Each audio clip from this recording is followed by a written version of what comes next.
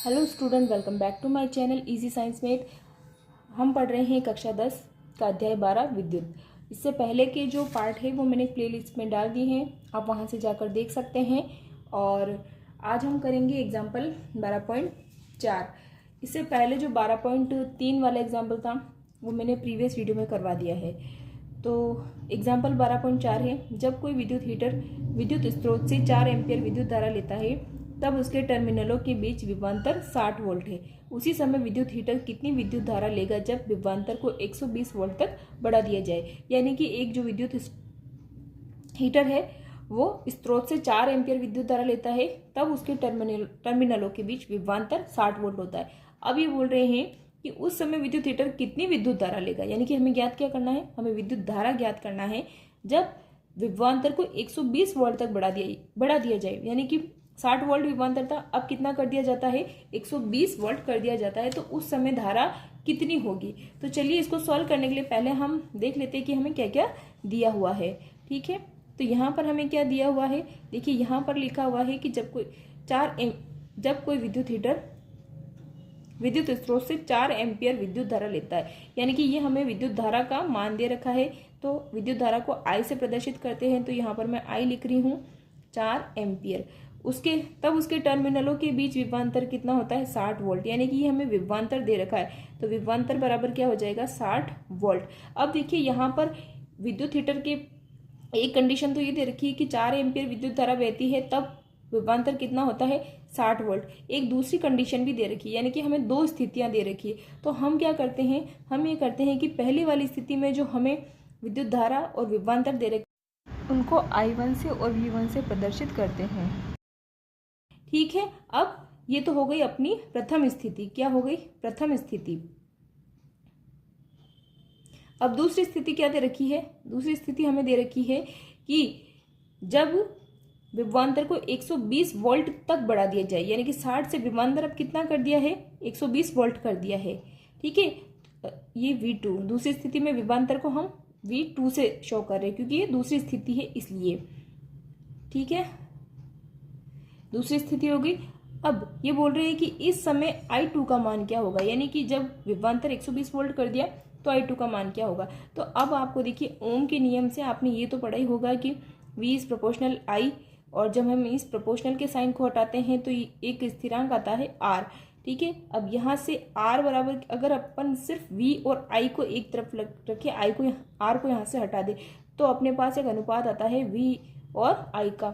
ठीक है, तो यही V/I के अनुपात से हम इस क्वेश्चन को सॉल्व करेंगे। ठीक है, तो देखिए कैसे सॉल्व करेंगे। यहाँ पर हमें पहले वाली कंडीशन में दिया हुआ है V1/I1। ठीक है, क्योंकि प्रतिरोध के बारे में इस क्वेश्चन में कोई भी बात नहीं की गई है, यानी कि प्रतिरोध क्या है, समान बना हुआ है। ठीक है, यानी कि दोनों कंडीशन में प्रतिरोध क्या होगा, बराबर आएगा। तो हम दोनों कंडीशन में इसका क्या करते हैं, प्रतिरोध का फॉर्मूला लगाते हैं। जैसे वो क्या होगा, V/I। तो पहली वाली कंडीशन के लिए प्रतिरोध का फॉर्मूला क्या हो जाएगा, V1/I1, और दूसरी वाली कंडीशन के लिए भी यही होगा। तो हम दूसरी वाली कंडीशन के लिए V2/I2 का मान यहाँ पर रख देते हैं। तो पहली वाली स्थिति में आपको V1 का मान क्या, V1 का मान क्या दे रखा है, 60, और I1 का मान कितना दे रखा है, 4। ठीक है, ऐसे ही आपको दूसरी कंडीशन में V2 का मान दे रखा है 120, और I2 का मान आपसे पूछ रखा है। यानी कि I2 का मान आपको ज्ञात करना है, तो यहाँ पर आप I2 लिखेंगे, क्वेश्चन मार्क नहीं लगाएंगे। अब आप इसको क्या कर देंगे, क्रॉस मल्टीप्लिकेशन कर देंगे, यानी आप इसको वज्र गुणा कर देंगे। ठीक है, यानी कि 60 को गुणा करेंगे I2 से और 120 को गुणा करेंगे 4 से। अब आप क्या करें, 60 से 120 दो बार कट जाएगा, यानी कि I2 बराबर कितना आ जाएगा, 8 एम्पियर। यानी कि जब विद्युत हीटर के टर्मिनलों के बीच 120 वोल्ट विभवांतर होगा तो उसमें प्रवाहित विद्युत धारा का मान कितना होगा, 8 एम्पियर। तो आप इस क्वेश्चन को ऐसे भी कर सकते हैं। ठीक है, आप चाहे तो इसका स्क्रीनशॉट ले सकते हैं। एग्जाम्पल 12.5 है, किसी धातु के 1 मीटर लंबे तार का 20 कूलाम पर विद्युत प्रतिरोध 26 ओम है। यहाँ पर प्रतिरोध दिया गया है और प्रतिरोध का मात्रक क्या होता है, ओम। ठीक है, यदि तार का व्यास 0.3 mm है तो इस पर धातु की वैद्युत प्रतिरोधकता क्या है। ठीक है, ये क्वेश्चन हमें दिया है। यहाँ पर हमें क्या करना है, धातु की वैद्युत प्रतिरोधकता ज्ञात करना है। तो आप वैद्युत प्रतिरोधकता कैसे ज्ञात करेंगे, देखिए आपने चालक का प्रतिरोध पढ़ा था अभी हमने, तो हमने ये पढ़ा था कि जो चालक का प्रतिरोध है वो निर्भर करता है चालक के पदार्थ की लंबाई पर और साथ ही साथ निर्भर करता है चालक के पदार्थ के अनुप्रस्थ काट के क्षेत्रफल पर। यहाँ से जब हमने प्रोपोर्शनल का चिन्ह हटाया था तो हमारे पास क्या आया था, एक अनुपातिक स्थिरांक आया था जिसे हमने रो कहा था। ठीक है, और इसी रो को हमने क्या कहा था कि ये क्या है, चालक पदार्थ की विद्युत प्रतिरोधकता है। तो यहाँ से तो हमें विद्युत प्रतिरोधकता ही ज्ञात करनी है। तो यहाँ से हमारे पास विद्युत प्रतिरोधकता का फॉर्मूला क्या आ जाएगा, रो बराबर आर ए अपॉन एल। ठीक है, ये हमारे पास आ जाएगा। तो इस सवाल को सॉल्व करने के लिए हमें ये फॉर्मूला लगेगा। ठीक है, पहले हम ये देख लेते हैं कि हमें क्या क्या दिया हुआ है। ठीक है, धातु के 1 मीटर लंबे तार, यानी कि हमें तार की लंबाई दी हुई है। क्या दिया हुआ है, दिया है तार की लंबाई, यानी कि हमें एल दिया हुआ है। कितनी है तार की लंबाई, 1 मीटर। ठीक है, अब हमें दिया हुआ है वैद्युत प्रतिरोध, यानी कि हमें आर दिया हुआ है। प्रतिरोध कितना दिया हुआ है हमें, प्रतिरोध यानी कि आर बराबर हमें दिया हुआ है 26 ओम। और साथ ही साथ यहाँ पर हमें दिया हुआ है यदि तार का व्यास। ठीक है, यानी कि व्यास कितना दिया हुआ है, व्यास दिया हुआ है यानी कि हमें डी दिया हुआ है, डायमीटर दिया हुआ है तार का। ठीक है, तार का व्यास कितना है, 0.3 mm। इस 0.3 mm को हम क्या पढ़ते हैं, 0.3 माइक्रोमीटर। और हमने इसी चैप्टर में पढ़ा था कि माइक्रोमीटर का मतलब क्या होता है कि 10⁻³ मीटर। ठीक है, यहाँ से जब हम इस 0.3 का दशमलव हटाएंगे तो क्या हो जाएगा, 10⁻⁻1 आ जाएगा यहाँ पर। ठीक है, क्योंकि पॉइंट के बाद एक संख्या है तो अगर हम इसका दशमलव हटाएंगे तो यहाँ पर 10⁻1 आ जाता। पॉइंट के बाद 2 संख्या होती तो 10⁻2 आता। अगर 3 संख्या होती पॉइंट के बाद तो 10⁻³ आता। तो जितनी संख्या होती पॉइंट के बाद उतनी ही घात माइनस में आ जाती। अब देखिए क्या होगा, 3 गुणा ये भी 10 की घात है और ये भी 10 की घात है। तो जब आधार समान होते हैं तो घातें जुड़ जाती है। तो यहाँ पर क्या आ जाएगा, 10⁻⁻4 मीटर आ जाएगा। ठीक है, अब यहाँ पर देखिए कि आपको रो ज्ञात करना है, आपको आर चाहिए, आपको ए चाहिए, आपको एल चाहिए। तो इन तीनों चीज़ों में से हमारे पास आर और एल तो है, ये तो हमें दिया गया है, आर और एल तो हमें दिया गया है। लेकिन हमें ये नहीं दिया है, अनुप्रस्थ काट का क्षेत्रफल नहीं दिया है। लेकिन हमें एक चीज़ दी हुई है, हमें क्या दिया हुआ है, व्यास दिया हुआ है, जो कि कितना है, 3 × 10⁻⁴। और ये किसका व्यास है, तार का व्यास है।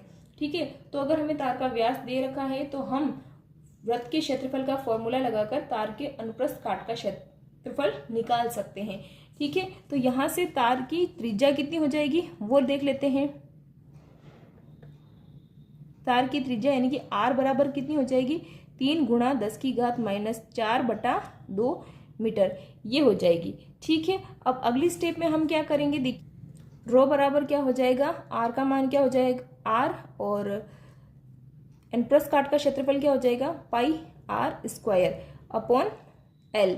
ठीक है, यहाँ से रो बराबर क्या हो जाएगा, आर का मान हो जाएगा 26, पाई का मान हो जाएगा 22/7 यहाँ से, और आर स्क्वायर यानी कि आर का मान क्या है, 3 × 10⁻⁻4। इसको हमें स्क्वायर यानी कि 2 बार लिखना है, 3 × 10⁻⁴/2 और गुणा 3 × 10⁻⁴/2, ये हमने लिख दिया। और हमें यहाँ पर क्या लिखना है, अपॉन एल। एल का मान क्या है, 1 मीटर। तो 1 मीटर को आप लिख दीजिए। ठीक है, इससे कोई फर्क नहीं पड़ेगा कैलकुलेशन में। अब आप 26 को 2 से काट दीजिए, आपके पास 13 आ जाएगा, और 22 को 2 से काट दीजिए, क्या आ जाएगा, 11। जब संख्या क्या बची है हमारे पास, रो बराबर बची है 13 × 11 × 3 × 3 और × 10⁻⁻4, और -4 दोनों जुड़ जाएंगे और क्या हो जाएगा, 10⁻⁻8 हो जाएगा, बटे आ जाएगा 7। जब हम 13 को 11 और 3 इनको जब गुणा करेंगे तो हमारे पास क्या आएगा, 1287 आएगा, × 10⁻⁸/7। जब 1287 को 7 से डिवाइड करेंगे तो आपके पास क्या आएगा, 183.8। ठीक है, गुणा 10⁻⁸। तो हमारे पास मान आया है 1.838 गुणा 10⁻2 गुणा 10⁻⁸। ठीक है, तो अब यहाँ पर देखिए कि पॉइंट के बाद तीसरे स्थान पर देखिए, यहाँ पर क्या है, ये नंबर 5 से ज़्यादा है। तो जब भी पॉइंट के बाद तीसरे नंबर पर अंक 5 से ज़्यादा होता है तो उससे आगे वाले अंक में एक संख्या बढ़ जाती है, उसका मान बढ़ जाता है। तो 1.83 की जगह अब मैं क्या लिखूंगी, 4, और 2 स्थान तक ही लिखूंगी। अब इसको 8 को लिखने की जरूरत नहीं है, क्योंकि इसको देख के हमने एक मान बढ़ा दिया है। ठीक है, अब 10 की घात 2 और 10 की घात -8, इनको जब सॉल्व करेंगे तो क्या आएगा, देखो आधार समान है तो क्या होगा, एक घात माइनस की है, एक घात प्लस की है। तो जब एक माइनस का और एक प्लस का होता है तो क्या होता है, बाकी होती है। तो यहाँ पर क्या आ जाएगा, 10 की घात -6 आ जाएगा। ये आपका आंसर हो जाएगा। ठीक है, ये इसका क्या होगा, प्रतिरोधकता होगी, वो ओम में आएगी। जब हम सारणी देखेंगे, उन्होंने बोला है, क्वेश्चन में बोला है कि जो सारणी है 12.2 दे रखा है कि 12.2 का उपयोग करके तार के पदार्थ की भविष्यवाणी कीजिए।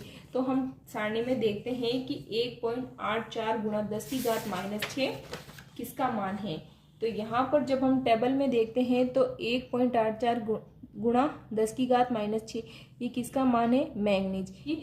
मैंगनीज की प्रतिरोधकता कितनी होती है, 1.84 गुणा 10 की घात -6। तो अगला सवाल है, दिए गए पदार्थ के किसी L लंबाई तथा A मोटाई के तार का प्रतिरोध 4 ओम है।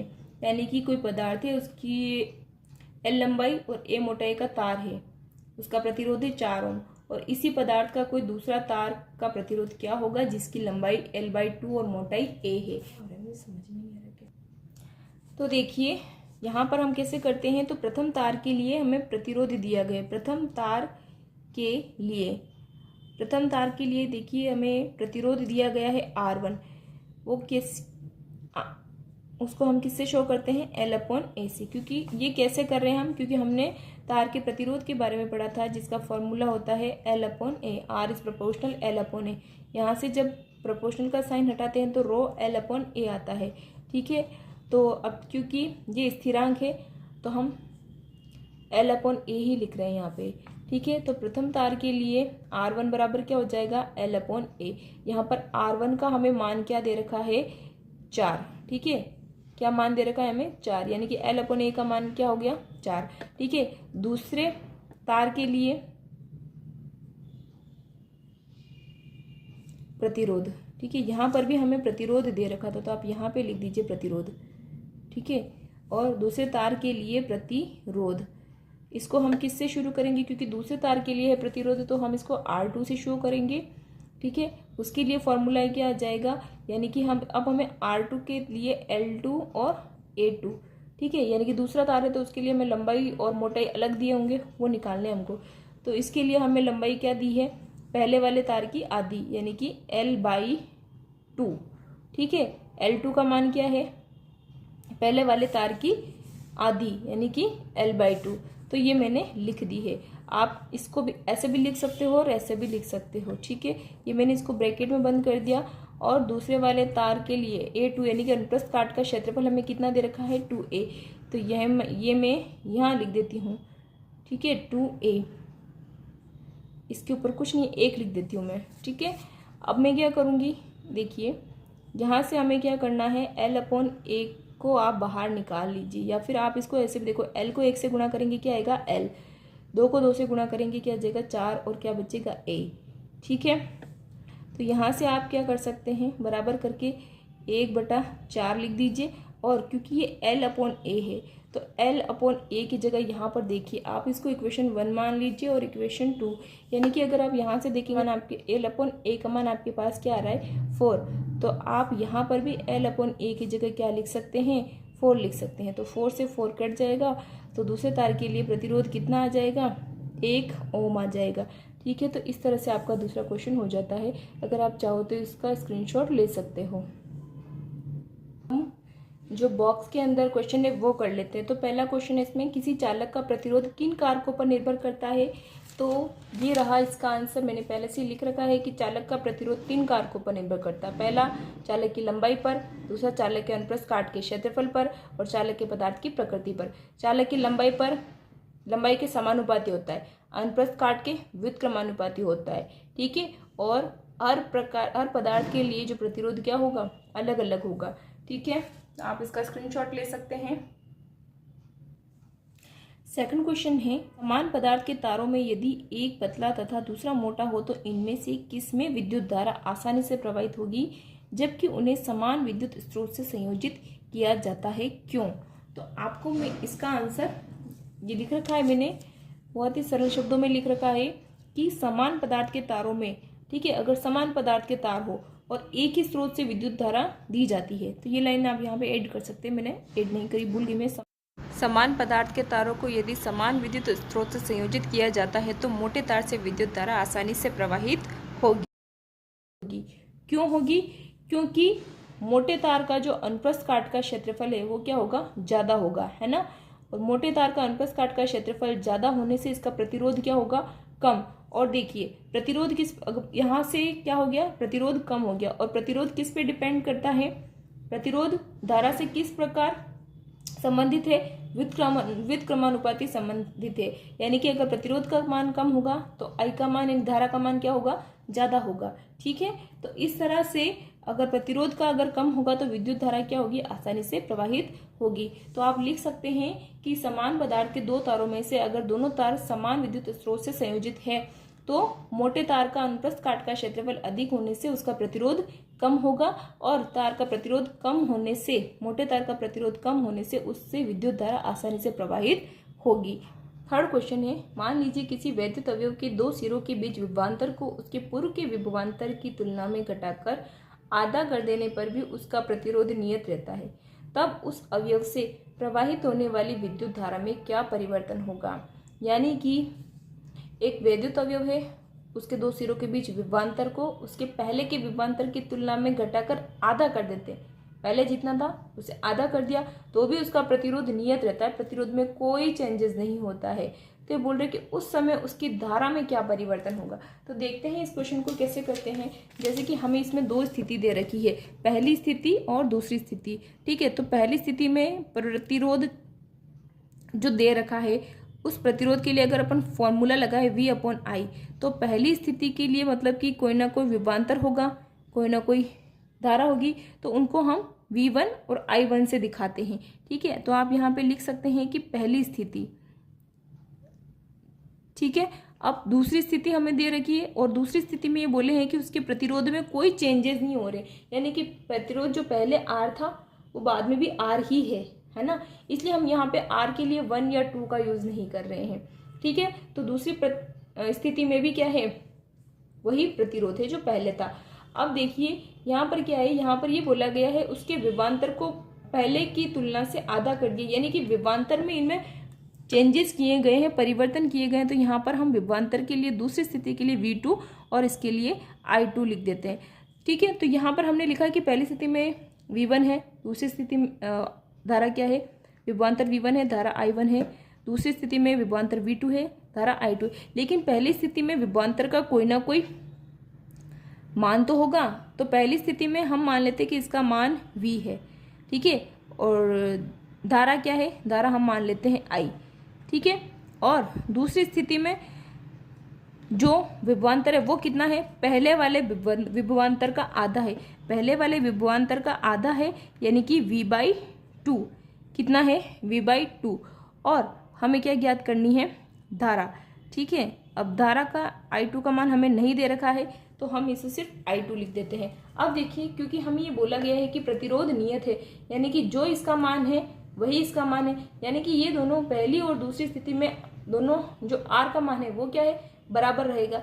अगर R का मान बराबर रहेगा तो ये दोनों भी क्या होंगे, बराबर ही होगी इसकी वैल्यू। इसको आप इक्वेशन 1 मान लीजिए और इसको इक्वेशन 2 मान लीजिए। तो आप क्या लिखेंगे, इक्वेशन 1 बराबर इक्वेशन 2, क्योंकि दोनों बराबर है, क्योंकि इसका जो मान है वही इसका मान है, तो दोनों आपस में बराबर हो जाएगी। तो आप यहाँ पे लिख सकते हैं V/I बराबर V/2 गुणा I2। आपको दूसरी स्थिति में धारा का मान क्या है, यानी I2 का मान निकालना है। तो I2 का मान निकालने के लिए इसको क्रॉस मल्टीप्लाई कर देंगे, तो 2I2 गुणा V बराबर क्या हो जाएगा, V गुणा I, है ना। ये 2 × I2 इस V के पास चला गया और ये I इस V के पास चला गया।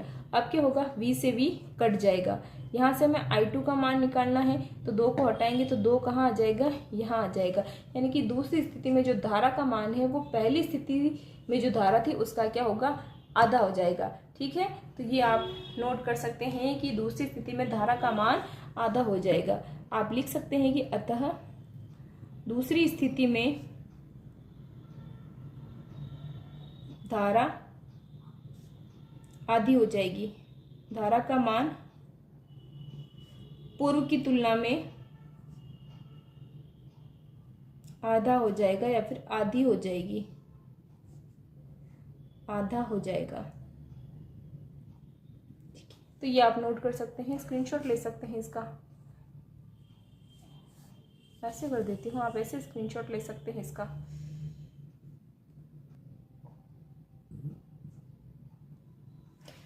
फोर्थ क्वेश्चन है, विद्युत टोस्टर विद्युत स्त्रियों के तापन अवयव शुद्ध धातु के न बनाकर किसी मिश्रातु के क्यों बनाए जाते हैं। इस क्वेश्चन का आंसर है क्योंकि मिश्रातुओं का दहन उच्च ताप पर जल्दी नहीं होता है, शीघ्र नहीं होता है।